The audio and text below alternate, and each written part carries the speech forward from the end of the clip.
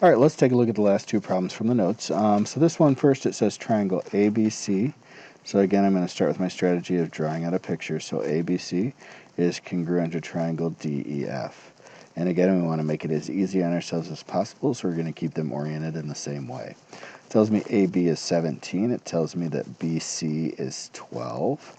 And that CA is going to be 14. So I'm going to drop all those labels on that one. And then it tells me EF is 9x minus 6. 9x minus 6. All right. So for my picture, and knowing that I drew them intentionally so they're oriented the same way, I can very quickly identify that 9x minus 6 equals 12. 9x equals 18. X equals 2. All right, and that takes me through the problem and gives me the value of x that they asked for.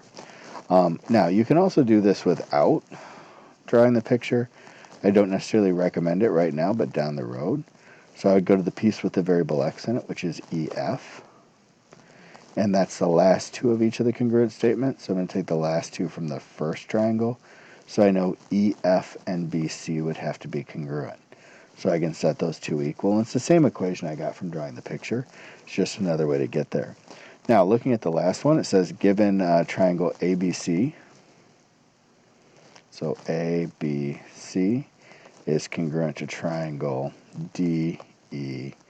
All right, A is 33, B is 66, C is 81, and angle F is 2x plus 15.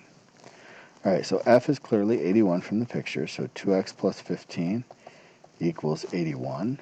2x equals, if I subtract the 15, that takes me down to a 66. Divide by 2, and that takes me to a 33. So the x value in that one is 33. All right, so that takes us through the last of the problems in this note set. That should set you up for a pretty straightforward homework assignment tonight. Again, the big idea of the sections is that corresponding spots are congruent.